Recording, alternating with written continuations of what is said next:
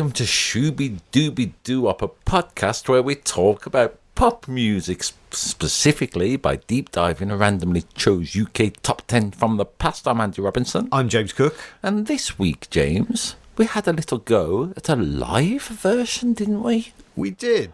It's something a little bit different for you this week. Instead of us just sitting in a shed talking about pop records, we went and sat in a lovely bar and talked about records in front of other people. That's right, as part of the King's Heath Comedy Festival, let's call it, organised by Alice Rosenthal and Kate Glaze, pair of beautiful women in all kinds of ways. They organised this festival and they kindly invited us, didn't they? Yeah. Well, I did ask. Okay. It wasn't so much they invited us. I said, can we do this? And they went, fine. Well, that counts as an invite, doesn't it? I suppose so, yeah. Can I come around your house? Well, not really. I'm coming. Thanks for the invite. We're doing it anyway. So, yes, we'd like to thank them. We'd like to thank the Duke in King's Heath, which is the venue we did the live show at. It was a good day, wasn't it? We were out of this, as you say, darn shed, and also while we were doing it, there was loads of Kate Bush dancers, weren't there? The little Kate Bush collective dancing along to Wuthering Heights. Yeah, they were practicing that outside the venue while we were recording. Loads of great shows on, and as we say, we had a little go at a live version for our very first time, joined by our Patreon backers. A couple of our Patreon backers showed up. Lovely to see them. And remember, you can become one of those. You can join our little club. All you've got to do is go to patreon.com/ShoobyPodcast. You can join the community for free, but if you do bung in a couple of quid a month, then you get access to a whole bunch of other content. We've got bonus episodes, loads of them up there. Loads. Tons of them. Well, I suppose it's a big part of pop music, isn't it, when people do an album and then they'll release a live album of the very same material. Kind of what we've done, isn't it? Yeah. Shooby Dooby Doo Up live. Yeah, but it's not the same material. It's brand new material specifically for this podcast. So it's a regular podcast, but in front of people. See how we cope. Welcome to Shooby Dooby Doo Up, a podcast where we talk about pop music. We're going to deep dive a randomly chosen UK top 10 singles chart from the past, and we are live at King's Heath Comedy Festival. Let it never be said, it's been a long road and the industry is cold. Come with me, we can go to a paradise of love and joy. If you see us in the club, we'll be acting real nice instead of clowning around. Let's look for some common ground. And hell yeah, I'm the motherfucking princess. I'm James Cook. I'm Andy Robinson. And the top 10 that we're deep diving today is from the 16th of April, 2007. Apart from these beautiful top 10 records we will be discussing, there were other records in the top 40 at least around this time. Things like Brainstorm by Arctic Monkeys, Grace Kelly by Mika, Shine. Anyone got any guesses for Shine? I'm bringing a live thing into it, James. Who sang Shine? Take that!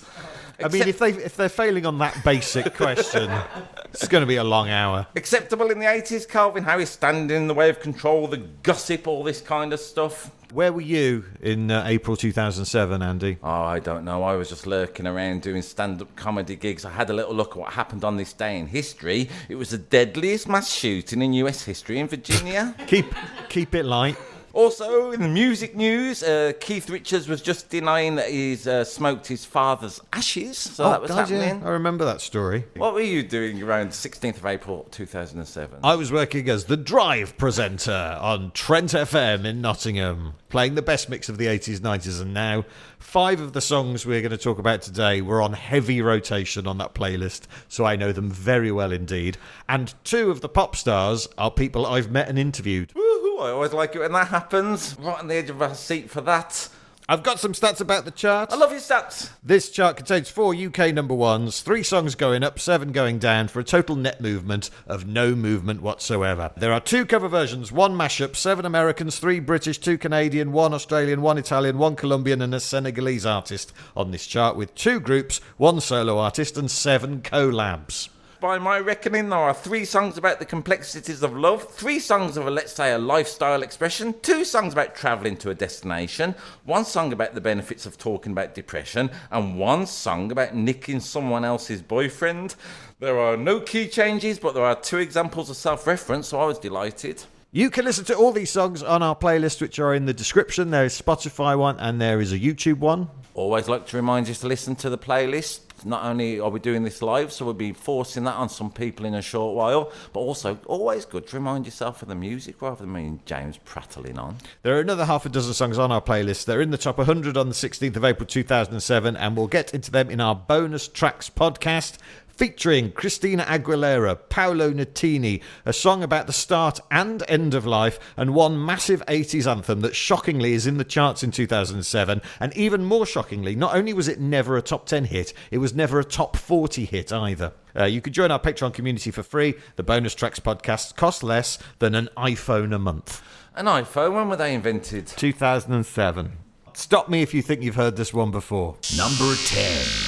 Down one place to number 10. It's a former number one. It's Ruby by the Kaiser Chiefs. We've got loads of facts, I imagine, loads of stats, loads of other bits and bob. Let's just do the personal thing. Do you like this song? This was on heavy rotation when I worked on the radio. The problem with sometimes songs that had that is they just become noise to me. And they do take me back to, when I was in my 20s, which I quite like. Yeah. But then it makes me sad that I'm not there anymore.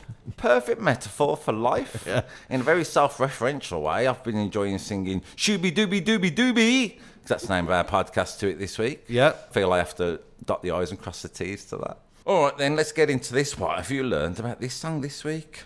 Well, this is the only number one by the Kaiser Chiefs. They're 4th of 5 top 10 hits.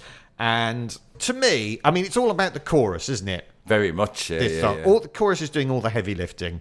I think the verses are, fine. And I think the word I'd use to describe it is blur-esque. Okay, I get ya.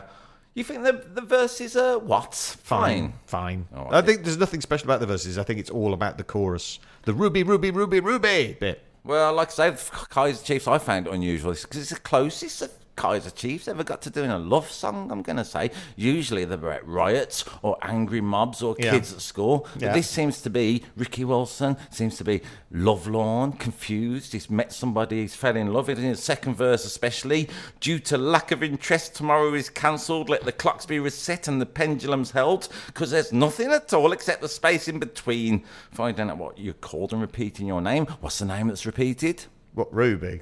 Ruby, Ruby, Ruby, Ruby. Yeah. It's quite clever, actually, because that was the 4th most popular girl's name for babies born in 2006. So all those Rubies will be like 1 the next year. So all their parents are obviously going to buy the record because it's got their kid's name in it. I get you. And then when, now those kids are like 18, they'll all be singing that, won't they? So they'll have a little resurgence. This is the formula for pop success. You take a name off the top baby name list and then you write the song about that. It's surprising there aren't more songs about Muhammad.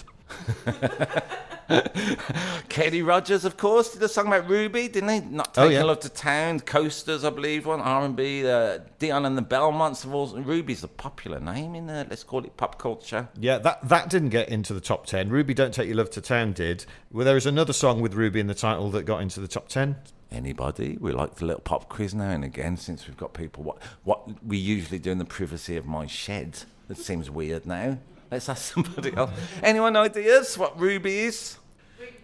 It is. Woo, woo, woo. Congratulations, thank you. Do you want to do a podcast? Because we know nothing. As a Kevin PD, I like to do YouTube comments, don't I, James, to stop us going on about the importance of our opinion. Kevin PD says, we can say what the fuck we like. This is a pure pop song and it makes me happy. The end. Is that the end of this bit then? No. I've got plenty more to say about this. Did you watch the video? Yes. Give me your thoughts on that. Okay, in the video, the Kaiser Chiefs give one of the most bored performances of a pop song I think I've ever seen, as a city is built around them. It's interesting, isn't it? The Kaiser Chiefs are there, as you say, blocking up roads, aren't they? Making people very difficult to go down certain roads. Yeah. I'm going to say it's related to the King's Heath area. The Kaiser Chiefs, very much the first example of, let's call it the Labour Party, telling people where they can go, where they don't. You think the Kaiser Chiefs are the original LTN, do you? Yeah. I do. A little bit of SimCity, isn't it? There's a little touch of that. It's a stupid video. Yeah, it's got nothing to do with the song. But, it got to number one. Everyone likes to sing along to the chorus. Who is Ruby? I do not know. Ricky Wilson said, for me, she is super cool, totally unapproachable, and doesn't know or even want to know your name. There was a girl like that at school. It's funny how that kind of girl can make super cool dudes like me into fumbling idiots. I get ya. Yeah. Could it be that you're joking with me? You don't really see you and me. Ricky asks. I saw Kaiser Chiefs at Glastonbury recently. I thought they had a valid point where they were the only band on the main stage on the Sunday midday, and even the BBC couldn't be asked to film them. So there they were with loads of cameras lying around. Bearing in mind they film everything at Glastonbury, and like the BBC thought, nah, we're not showing your set. He was fucked off, I'm going to say. Oh, that's a shame. I would have quite liked to sing that.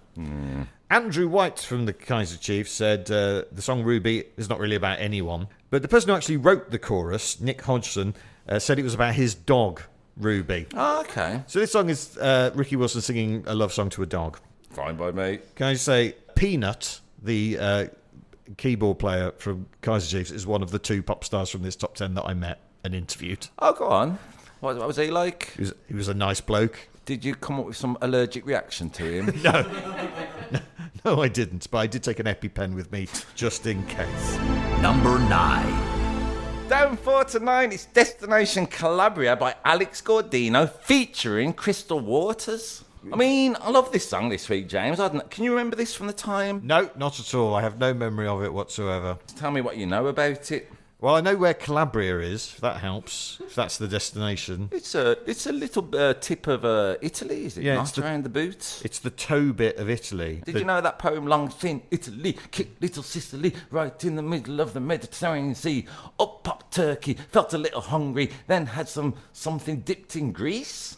That was my education. Is that how they used to teach geography? That's how they used to teach geography at our school. Okay. Now, Alessandro Gaudino, the Italian DJ producer, is not from Calabria. Fake news! He wants to go there, though, because it's destination. Well, he never mentions Calabria in the song, does he? He's always talking about a destination unknown. Well, it's Crystal Waters who's singing that. Oh, yes. Her second biggest hit after Gypsy Woman. And also Muddy's daughter.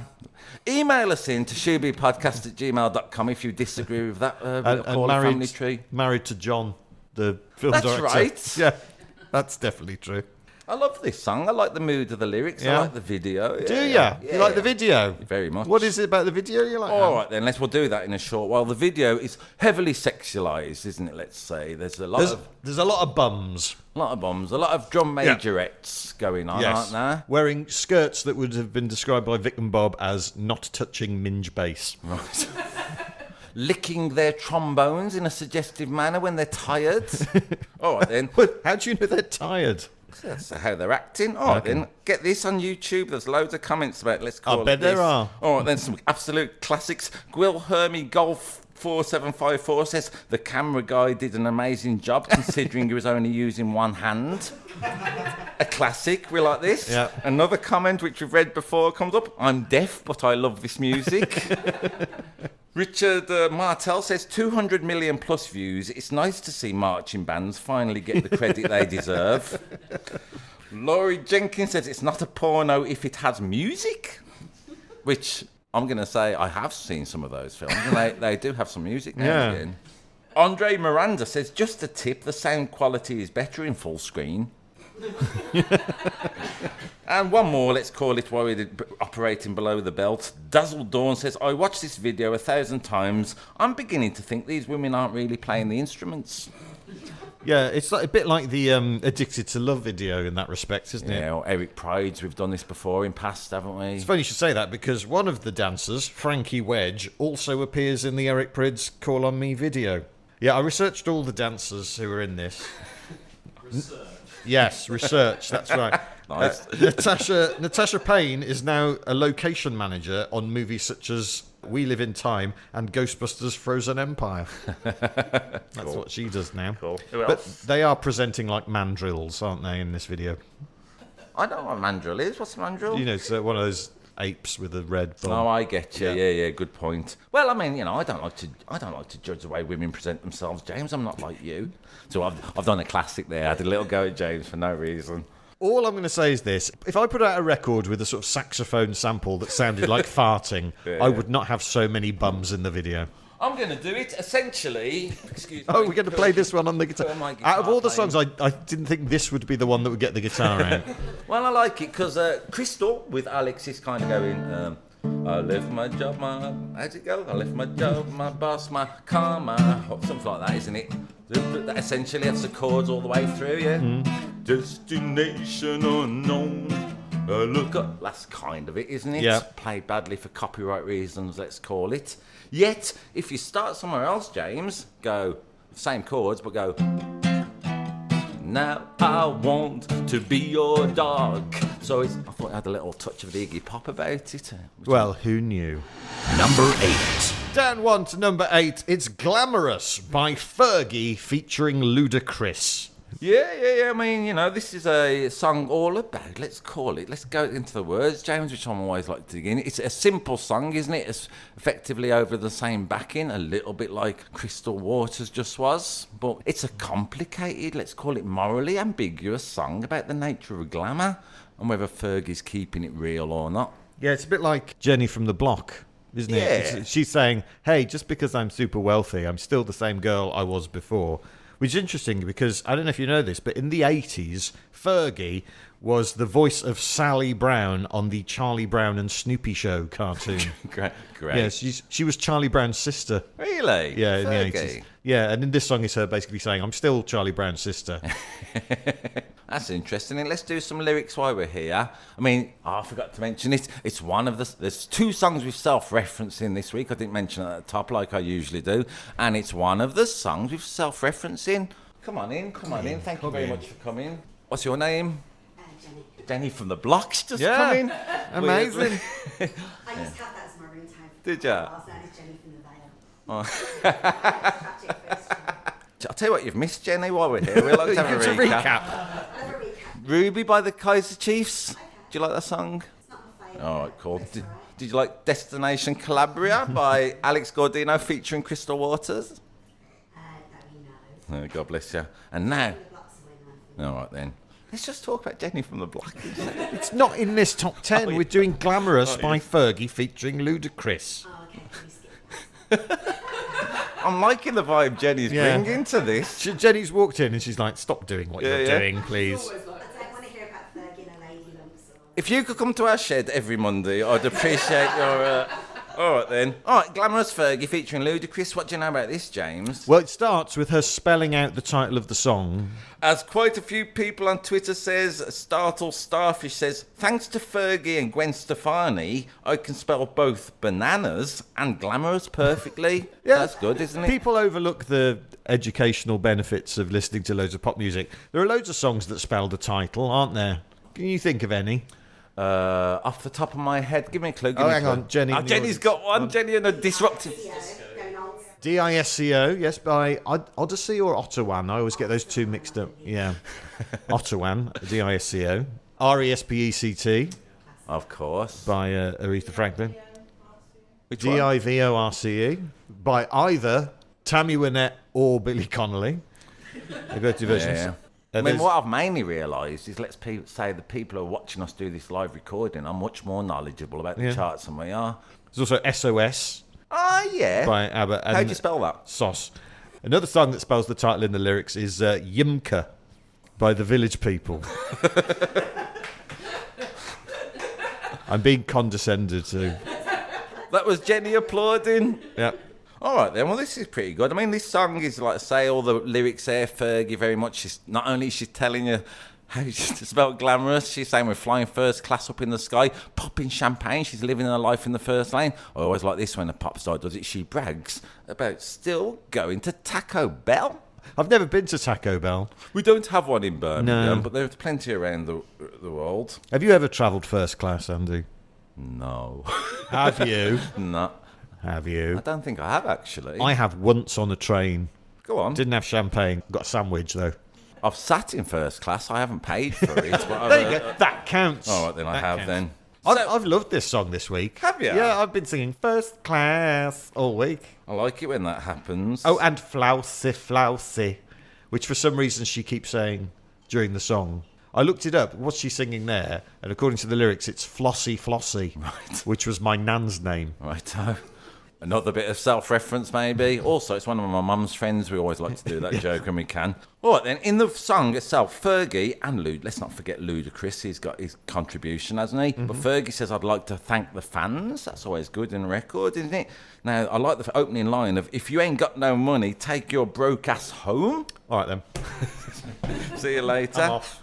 She also says, damn, it's been a long road and the industry is cold. I'm glad my daddy told me so. He let his daughter know. So at the very bitter end of this song, she's making an allusion to the lessons her father taught her. That's pretty good for a pop song, isn't it? Yeah. Despite the glamour of it all. Makes me feel guilty that I don't really impart many great lessons to my children, though. What would your children say if they did a song? And what message would you say, James? It would probably be about tidying their bedrooms. Yeah. Very interesting. I haven't given them any advice about industries being cold. Araya Zoe on YouTube says, this song do be hitting differently on GTA while driving over and running people or killing them. Oh, it's a song that's in GTA. One on is it? GTA, Oh, okay. so people get it. However, Senia Treble 7 says, this hits different when you really ain't got no money. So there is something, I'm going to say, almost smug, isn't it, about Fergie saying if you ain't got no money, take your broke ass home. Well, it's not her. Is it her singing? I thought that was Ludacris singing that. It's just a character, as I like to say every week, James. It can be a thing. Who is Ludacris's second cousin once removed? I don't know. Richard Pryor. Great Fact fact. fans, Great yeah. fact. Who is Robin Leach mentions in the song? Oh, so he was a British journalist who went to America and hosted a TV show there for years called Lifestyles of the Rich and Famous, where he would basically go and look at all the things that rich people own and never become radicalised. Which, after two of them, I would be starting a fucking revolution. But Robin Leach did that for like 20 years. Nothing. Number 7. So 3 to 7. Hey, there's a lot of angst in the Grey's Autonomy soundtrack. Grey's Autonomy. Is that your favourite TV show? I love it. I love it. It's about Grey and he's got total control over their own life. It's an amazing thing. This is How to Save a Life by The Fray. It's got 335 million views on YouTube already, James. So I'm not knocking this song. Yeah, and as you've alluded to, it became a hit thanks to its appearance in the TV show Grey's Anatomy, which I've never seen, but my daughter's a massive fan of, it turns out. She's been watching it rather than sleeping. Tidy in a room? Nope.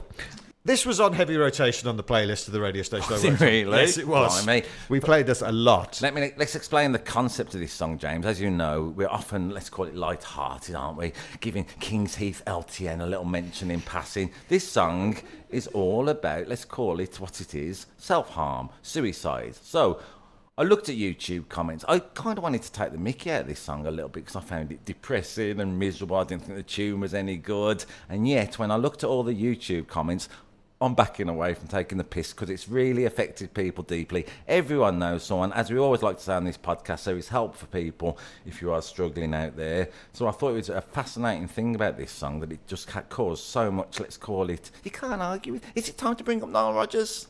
Go on, then. Nile Rodgers famously said that if you don't like a song that's in the charts, you can't really dismiss it because it's affected a lot of people. They've bought it. It was touching, James, I'm going to say. How many people related to this song and how much solace and assurance they gave them. Oh, I think that's nice. And it does apparently come from real experience.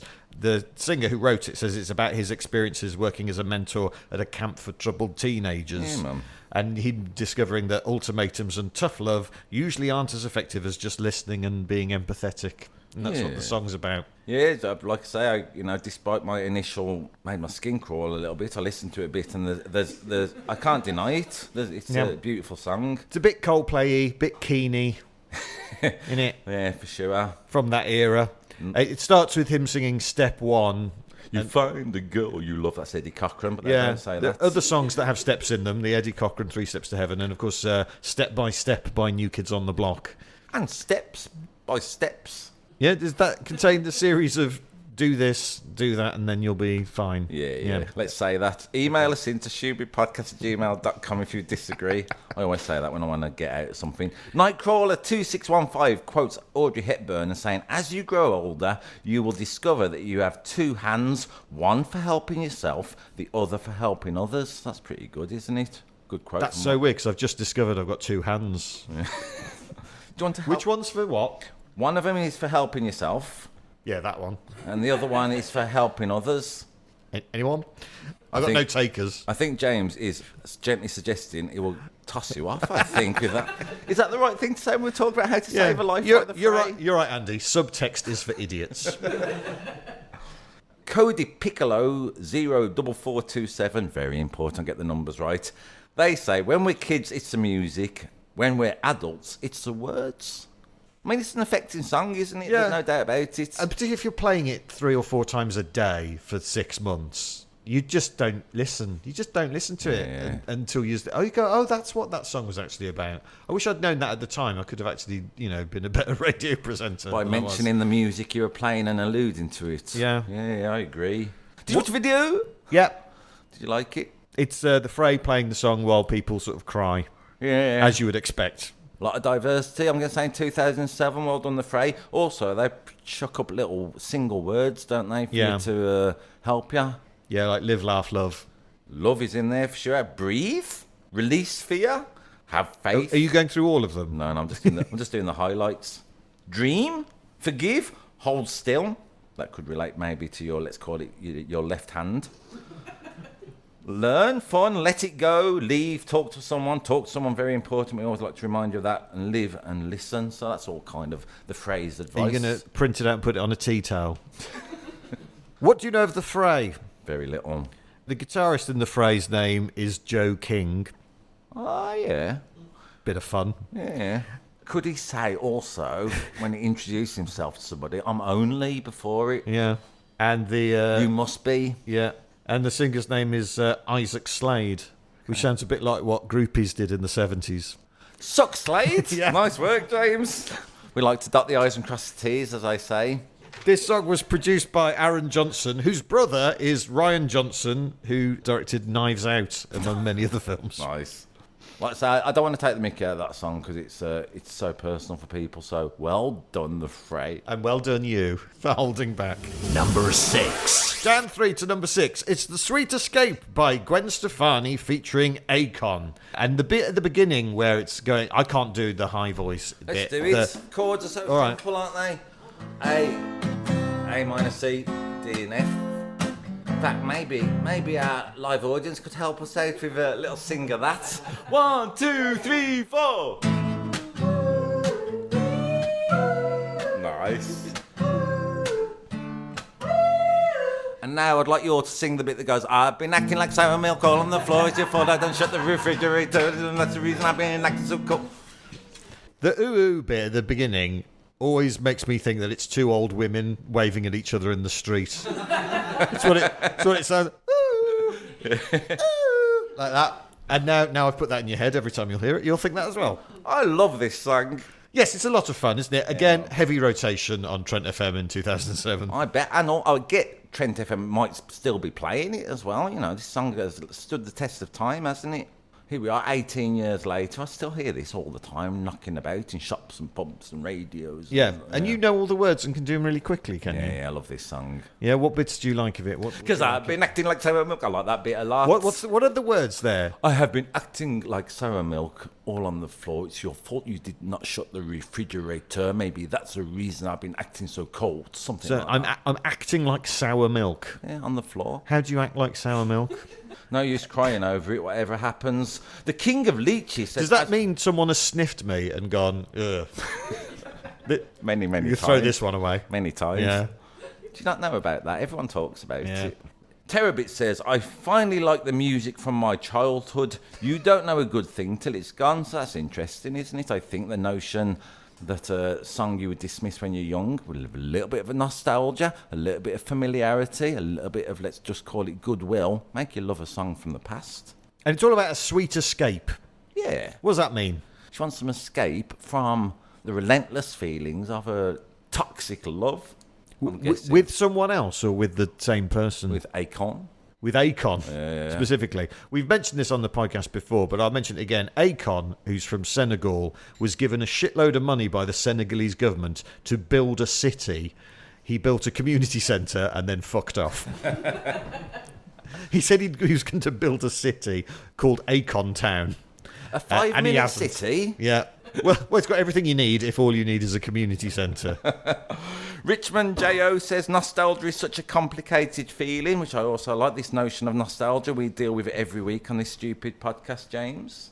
She seems to get a lot of criticism, I'm going to say, Gwen Stefani, in the past for, let's call it, cultural appropriation. She's got the Japanese girls in this video, isn't there? There's times when she wore a bindi, sort of had cornrows in her hair, and a lot of people seem to pile on Gwen for nicking all that culture. How do you feel about that? Yeah, I don't care. Does it bother people when pop stars dress up in the attire of other cultures? I mean, there are some things she could have done which have been way worse. Like such as? I'm not going there. All right, then. I like it, pop music. I think it's a good place to, let's call it, ignore the cultural appropriation. I mean, if you can't join in on using all the beauty of it in the past, we're in trouble, aren't we? I believe, but that's just me. I like it. Minuka Rodrigo has got a good way of singing the chorus. He just goes, now that sour milk thing, which I was slightly showing off about. Minuka Rodrigo just sings, because I've been tattly, tattly, tattly, tattly, tattly, tattly, all the way through it, and culturally appropriating tatty people. Do you watch the video? Yes, in the video, Gwen Stefani appears to be in a solid gold prison. Yes, like Trump Tower. Yeah, it is kind of a prison in a way. Yeah. I mean, I find it interesting, as week of recording, isn't it? There's been a lot of people kind of saying, going outside migrant hotels, saying we can't have sex offenders. This is where we're going, is Yeah, it? just mentioning it. All right, okay. And yet, when Donald Trump turns up on our soil, who, let's call it, has a dodgy past, Jeffrey, and they're grabbing people like that, we're all meant to listen to him. Maybe we should be picketing Donald Trump. Are you up for it? I think he's in Scotland right now. Let's go! That is the end of part one of this podcast, the live one, as I keep banging on about, as you've just heard. I think it's going really well. Hey, James, in that live version, we talked about numbers 10, 9, 8, 7 and 6, didn't we, of that chart? What do you think we're going to do in part two, the live version? Are we going to break tradition and go mad? No, just because we're in a different place doesn't mean the rules go out the window. We'll be doing the top 5 in the second part, including songs by Beyonce, Avril Lavigne, Mark Ronson, and a song that Andy thinks should be the new national anthem. One comes up nearly every week, to be honest. Here's what that's going to sound like. 0% sex, 0% nudity, 0% drugs, 500% miles, 500% more miles, 1000% miles. One of the criticisms that's levelled at Peter Kay is all he does is remember things from the past out loud. Yeah. And as two people who do a podcast about old pop records, we are in no position to I wouldn't like to throw stones at that greenhouse this week. In many ways, it reminded me of I Know Him So Well by Elaine Page and Barbara Dixon. Updated, why not? Yeah. I don't know if Barbara Dixon taught Elaine Page to belly dance, though. When I like the end of the video, you wouldn't think a version of Avril Lavigne would end up upside down in a chemical toilet. That's a good little bit of nonsense. That sounded great and live. Didn't it? Yeah. All right. Thank you, as always, for listening. And, part 2 is coming soon. Yeah, you can follow us, remember, on our Instagram and Facebook pages. Just search for Shooby Podcast. Make sure you listen to the playlists. The links are in the description. And until next time, Shooby Dooby Doo Up. Bop, bop, shoo wop.